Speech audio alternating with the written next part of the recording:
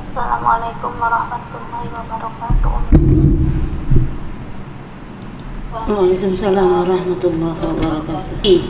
Adanya persaksian di dalam sebuah akad nikah disebut dengan al-isyad, ya. Asal kata dari fi'il madi asyada yusidu isyadan, ya. Sedangkan orang yang menjadi saksi dalam bahasa Arab itu disebut dengan syahid, ya.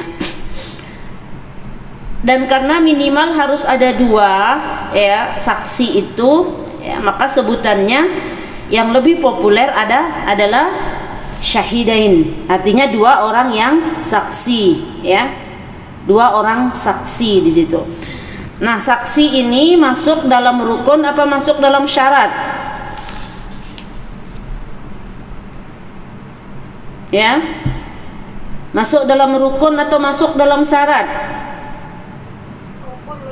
Masuk dalam rukun, ya.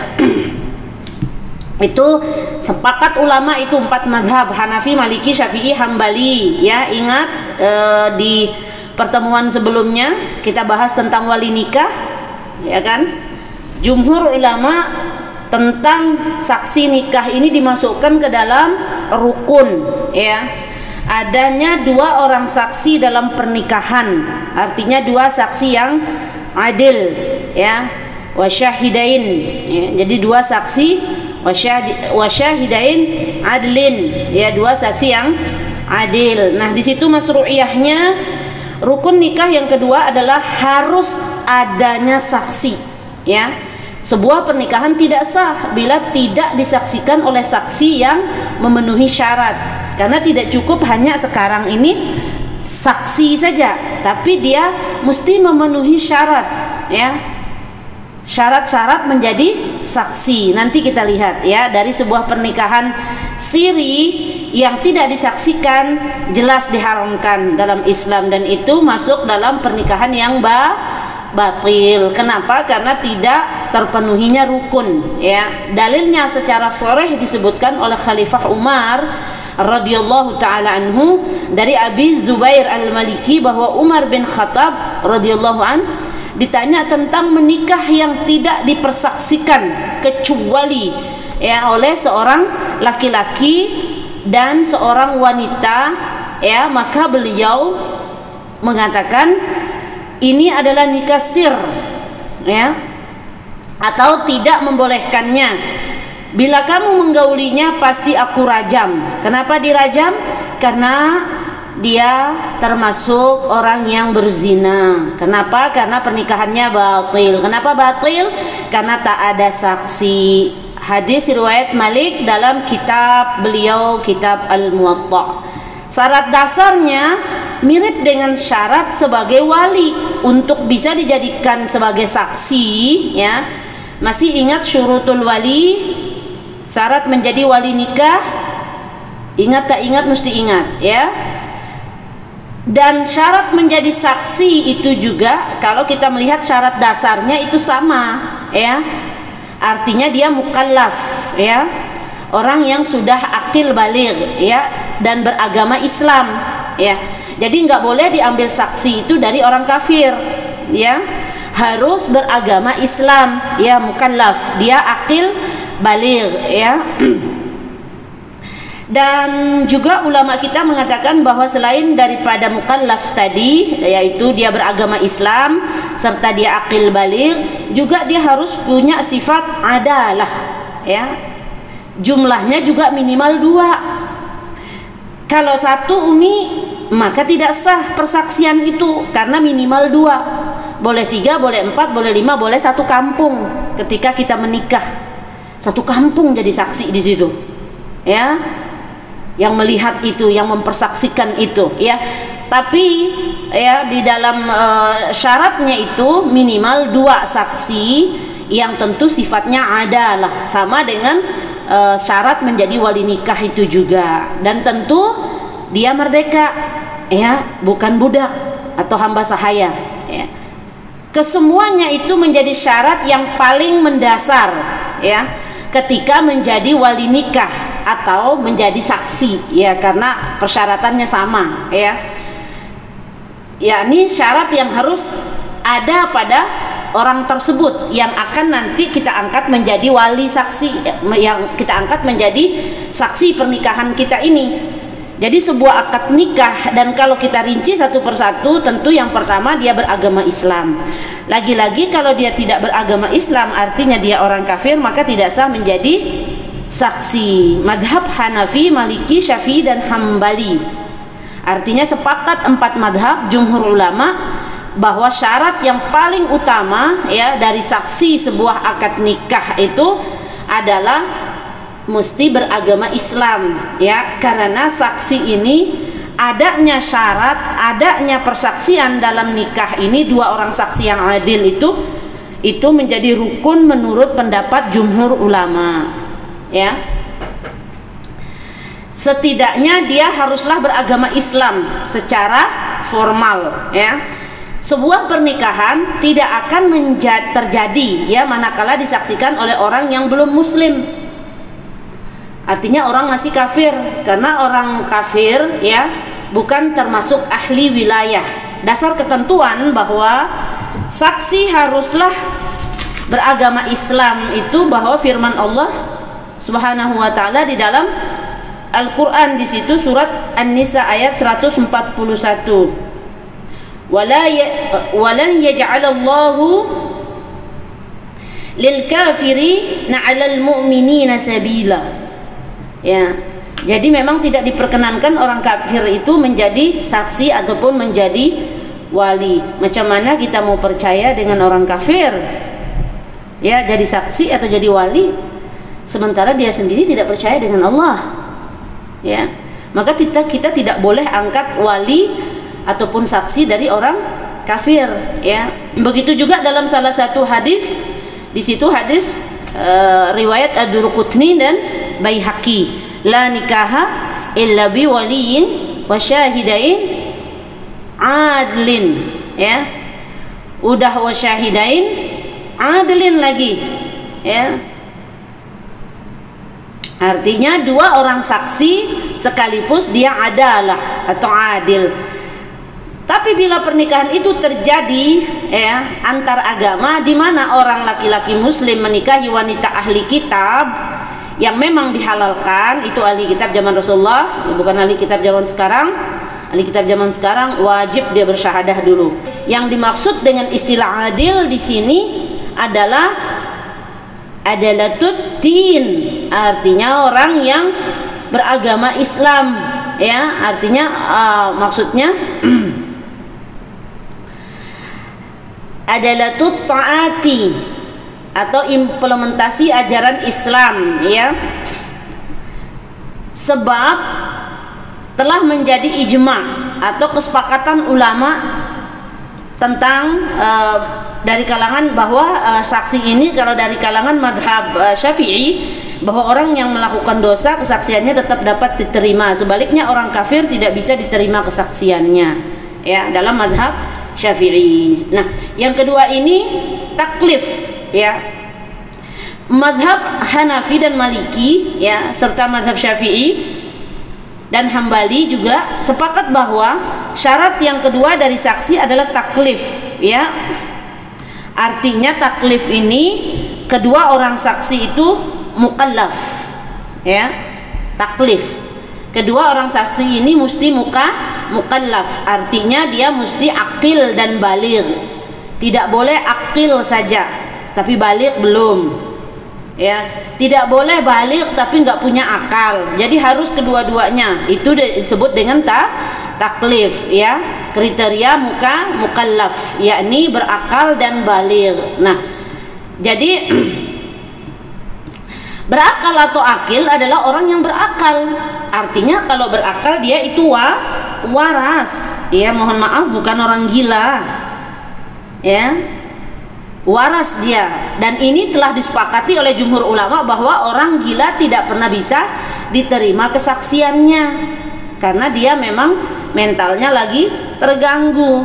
Bahkan kalau orang gila melakukan tindak pidana yang berat ya, misalnya membunuh nyawa orang ya atau merusak barang orang atau apapun, itu tetap tidak bisa dijatuhi hukuman itu, ya. Tidak ada orang gila itu yang melakukan kesalahan itu terus dijatuhi hukuman, baik itu secara hukum negara ataupun hukum agama, ya. Karena dia memang sedang tidak berakal, ya. Mudah-mudahan besok lusa akalnya sembuh gitu kan. Satu pertanyaannya yang cukup menggelitik memang ya dari seorang santri ya. Kiai, bagaimana dengan pasangan suami istri yang sama-sama gila? Apakah sah bila mereka menikah dan saksi-saksi semuanya gila akhirnya? Artinya tentu ya kiainya ini rada-rada mau marah salah karena yang nanya santri, ya kan? Kalau pertanyaan seperti itu justru yang bertanya itulah orang gila. Nah, makanya kalau besok-besok ada yang nanya begitu, nah yang nanyanya yang gila, ya. Nah, syarat selanjutnya lagi adalah tentang baligh. Ya, maka dikatakan dia taklif di situ tuh, ya. Karena dia harus baligh. Ya.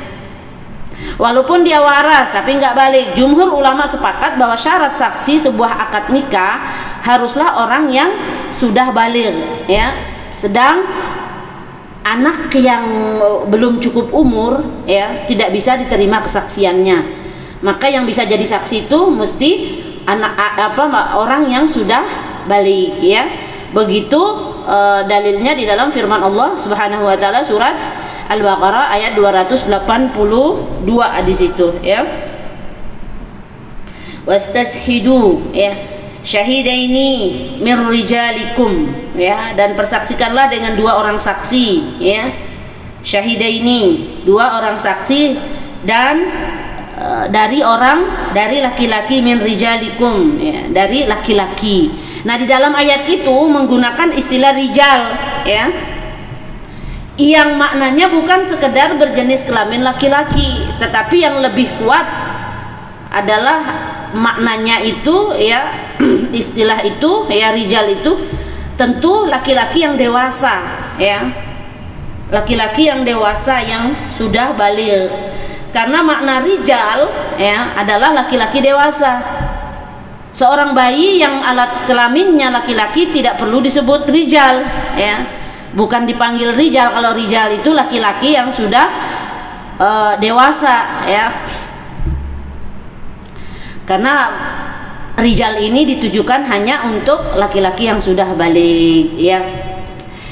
Sedangkan untuk anak kecil, ya, memang tidak bisa dijadikan saksi karena mereka bukan orang yang berada dalam kriteria ahli wilayah.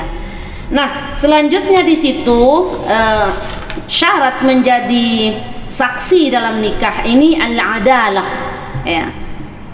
Mazhab Hanafi, Maliki, Syafi'i dan Hambali sepakat mengatakan bahwa syarat yang ketiga dari seseorang akan menjadi saksi dalam sebuah pernikahan harus memiliki sifat adalah, ya. Dalam istilah bahasa Arabnya, istilah ilmu fikih sangat jauh berbeda dengan makna kata adil atau keadilan di dalam istilah bahasa Indonesia. Al-adalah itu dalam bahasa Arab sering disebut dengan makna ungkapan atas satu perkara seimbang antara berlebihan dan kekurangan, ya. Seimbang dia, ya. Ibaratun anil amril mutawassitin baina tarafi li ifrati wa tafriti. Ungkapan atas sebuah perkara yang seimbang, ya, di antara yang berlebihan dan kekurangan. Sedangkan orang yang adil oleh para ulama disebut dengan orang yang kebaikannya lebih dominan daripada keburukan, ya. Itu mungkin yang bisa lebih mudah kita fahami, ya. Adil, adalah itu apa sih sebenarnya? Artinya orang yang, ya, bukan dalam bahasa Indonesia itu misalnya adil, ya adil dong. Maksudnya nggak berat sebelah gitu kan. Tapi di sini para ulama adil itu definisinya orang yang kebaikannya itu lebih banyak, ya, daripada keburukannya. Maka yang dijadikan saksi nanti tentu orang-orang yang kebaikannya lebih banyak ketimbang keburukan. Kalau keburukan mah setiap manusia punya keburukan, tapi jangan sampai keburukannya lebih banyak daripada kebaikannya, karena nggak bisa dijadikan wali atau nggak bisa dijadikan saksi. Kebanyakan masuk penjaranya daripada bebasnya, ya. Kebanyakan membuat zolimnya daripada baiknya. Jadi itu nggak bisa dijadikan saksi atau wali nanti, ya. Karena dalam syarat wali juga hampir sama juga syarat dasarnya, ya, sama dengan seseorang yang menjadi saksi itu harus ada sifat adalahnya, ya. Nah, di sini ada al-adalah az-zariyah, zahira, ya, zahir. Mazhab Syafi'i dan Hambali menyebutkan bahwa ada dua jenis al-adalah itu, yaitu adalah az-zahirah dan adalah al-batiniyah, ya. Yang dijadikan syarat dalam urusan saksi nikah hanyalah yang pertama saja, yaitu al-adalah az-zahirah. Masalah urusan batin orang kita tidak pernah tahu, ya. Tapi yang dijadikan di situ syaratnya adalah al-adalah az-zahirah, ya, yang nampak, ya, secara lahiriahnya, ya, di mata orang secara umum gitu, ya. Tanpa harus memang memeriksakan secara detail gitu, dikorek. Juga tak harus ada syarat. Apa maksudnya itu? Bukan syarat, atau pernyataan sifat dari seseorang ahli, misalnya seperti hakim atau tim psikologi gitu kan, dokter psikologi misalnya. Enggak harus, ya. Artinya ketika seseorang ini terlihat secara lahiriahnya sebagai muslim yang taat menjalankan agama, tidak ada nampak ciri membuat dia tertuduh sebagai pelaku dosa besar, ya, maka tentu artinya kembali kepada al-adalah tadi, bahwa kebaikannya tentu lebih banyak dibanding keburukannya, ya. Yang dimaksud dengan adalah batinnya berbeda, ya. Secara harus diteliti dulu diri seseorang dalamnya itu seperti apa, ya. Mazhab Syafi'iyah dan Hambali tidak mensyaratkan al-adalah batiniyah ini, ya, hanya mensyaratkan al-adalah zahirah saja, secara zahir saja, ya, bahwa dia adalah orang yang baik, taat beragama, gitu, ya. Lebih banyak kebaikannya ketimbang keburukannya, gitu, ya. Nah, contoh sifat al-adalah ini sebagian ulama menyebutkan bahwa orang yang dimaksud sifat al-adalah ini adalah sifat bebas dari dosa-dosa besar yang dia lakukan dengan terang-terangan, ya. Artinya dia melakukan dosa, ya. Walaupun ada mungkin dosa besarnya tapi tak nampak karena dia sembunyikan, ya. Maka Abu Hurairah radhiyallahu taala anhu berkata bahwa Rasulullah SAW bersabda, jauhi oleh kita semua ini 7 hal yang mencelakakan, ya. Para sahabat bertanya, apa saja ya Rasulullah? Yang pertama adalah syirik, ya. Lalu membunuh nyawa yang diharamkan Allah kecuali dengan hak. Terus makan riba, makan harta anak yatim, lari dari peperangan dan menuduh orang berzina. Hadis riwayat Bukhari Muslim, ya. Jadi itu yang harus kita hindari. Nah, karena itu masuk dalam 7 dosa besar yang disebut oleh Rasulullah SAW di dalam hadis tersebut, ya. Yang pertama tentang syirik tadi, artinya ya orang yang menyekutukan Allah Subhanahu wa taala, ya, dengan Tuhan sesembahan yang selain Allah Subhanahu wa taala. Naudzubillah, ya. Lalu dia menggunakan sihir, percaya dengan sihir, santet dan sebagainya, ya. Padahal sihir itu sudah diharamkan untuk selama-lamanya buat umat Nabi Muhammad SAW dalam bentuk apapun, ya. Lalu membunuh nyawa manusia itu termasuk daripada 7 dosa besar, ya. Artinya yang Allah telah haramkan tanpa hak, ya. 7 dosa besar selanjutnya itu makan harta riba, ya. Nah, ini orang yang pelaku riba ini perang terus setiap hari sama Allah tuh, ya. Pelaku riba itu dia perang bersama Allah setiap waktu, setiap saat, ya. Ini sangat mengerikannya, mengancam pelakunya dengan peperangan. Makan harta anak yatim, nah itu salah satu dosa besar juga di situ, ya. Karena harus amanah dengan harta anak yatim, lari dari peperangan, ya, pada hari di mana dia wajib maju ke medan jihad, malah dia lari ke belakang, mundur, sembunyi dia, dan menuduh orang lain melakukan perzinahan tanpa syarat sebagai saksi. Selain hadis itu juga ada banyak lagi hadis yang menyebutkan tentang dosa besar yang dilakukan oleh manusia, ya, tinggalkan sholat wajib, ya kan, dan itu dia tinggalkan tanpa uzur lagi, itu juga dosa besar. Tinggalin puasa tanpa uzur, dosa besar juga, ya. Abaikan zakat, nggak mau bayar gitu kan, ninggalkan kewajiban berangkat haji tanpa berniat sama sekali gitu ya. Kita walaupun tak mampu ini, ya, bukan tak mampu, belum mampu melakukan apa namanya rukun Islam yang terakhir itu, setidaknya semua umat Islam ini mesti berniat, ya, mesti berniat, ya, azamkan diri, kuatkan niat, ya, kita berangkat haji, begitu. Karena nanti masuk juga dalam hitungan dosa besar kagak ada niat, pokoknya ya diabaikan aja gitu, ya. Ya bukan, artinya begini, ya, jangan karena merasa diri bahwa aku kan tidak mampu, aku cuman kan penjual sayur di pasar, aku kan cuman gini-gini apalah, aku kan nggak ada kerjaan. Nggak bisa begitu, karena kita tetap harus niat, pasang niat gede-gede itu, ya, pasang niat tinggi-tinggi, kita berangkat haji secepatnya, dah, sambil terus kita berusaha, ya.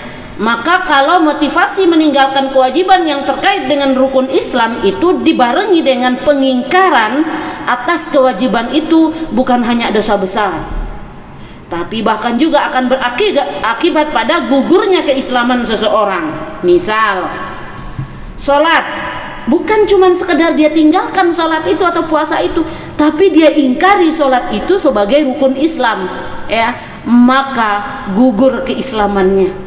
Segera harus bertaubat, kembali bersyahadat, ya. Kalau sampai ada orang yang mengatakan sholat tak wajib, tidak perlu dikerjakan, maka gugur keislamannya.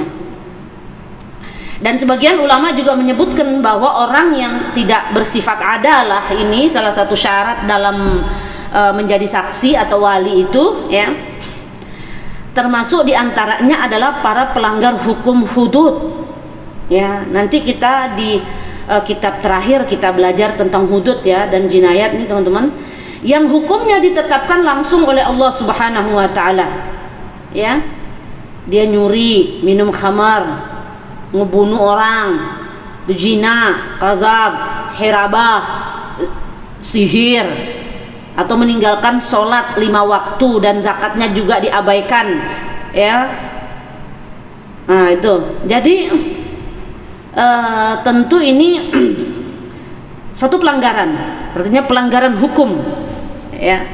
Maka dalam melakukan maksudnya dalam hal jadi saksi dalam suatu pernikahan ataupun saksi apapun di pengadilan, memang harus memenuhi syarat tersebut. Wabil khusus syarat menjadi saksi dalam sebuah pernikahan mesti dia adalah, ya. Nah, dan di situ juga minimal saksi itu ada minimalnya. Minimal berapa orang? Minimal 2 orang.